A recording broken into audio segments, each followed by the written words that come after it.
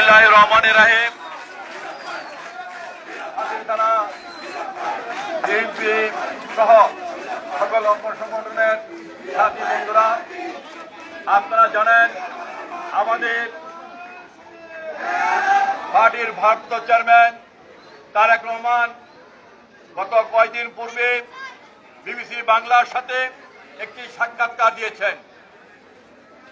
সেই সাক্ষাৎকারে তিনি পরিষ্কারভাবে বলেছেন তিনি গত 17 বছর তিনি শেখ হাসিনার অত্যাচারের জন্য দেশে থাকতে পারেননি, তিনি বিদেশে অবস্থান করছেন, কিন্তু তার মন প্রাণ সবই গত 17 বছর বাংলাদেশের মানুষের সাথে ছিল।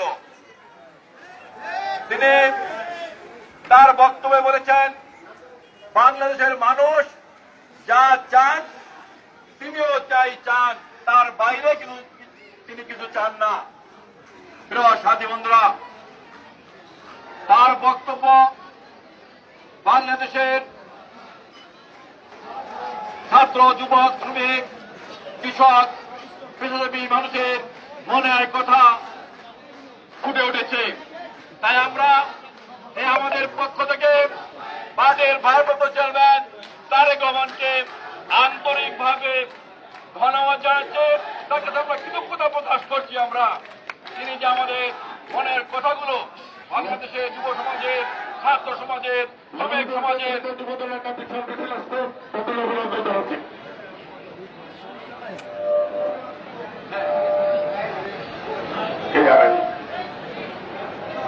সংগ্রামী ভাইয়েরা, আমার বক্তব্য দেব না, শুধু বলতে চাই আগামী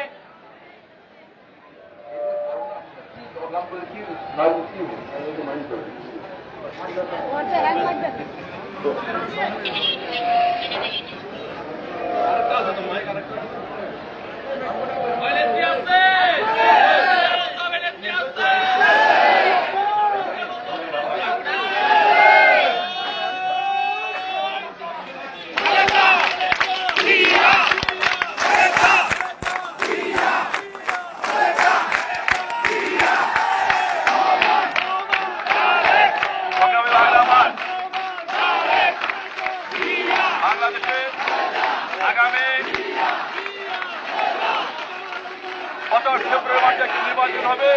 সেই নির্বাচন নিয়ে কয়েকটি দল আজকে চক্রান্ত করছে, ষড়যন্ত্র করছে। আমরা বলতে চাই আমরা তারেক রহমানের নেতৃত্বে যেমনি ভাবে এই ফ্যাসিস্ট শেখ হাসিনাকে এদেশ থেকে দাঁড়িয়েছে, আগামীতে যারা বাংলাদেশের গণতন্ত্রের বিরুদ্ধে, বাংলাদেশের আগামী নির্বাচনের বিরুদ্ধে চক্রান্ত ষড়যন্ত্র করবে, আমরা ঐক্যবদ্ধতা প্রতিহত করবো। আমরা তারেক রহমানের হাতকে শক্তিশালী করে মানুষের অধিকার আদায় করবো, মানুষের ভোটের অধিকার আদায় করবো।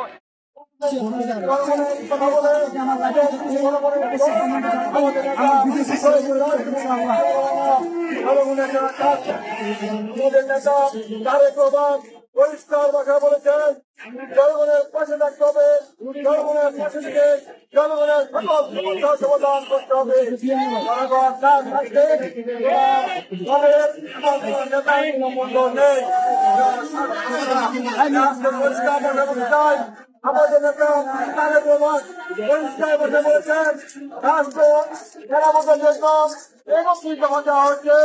এই 31 দফা করে সকল সংস্কার আমাদের নেতা রাষ্ট্র সেবার জন্য, আমাদের নেতা শিক্ষাঙ্কনের জন্য, আমাদের নেতা আইনের শাসনের জন্য, আমাদের নেতা অর্থনৈতিক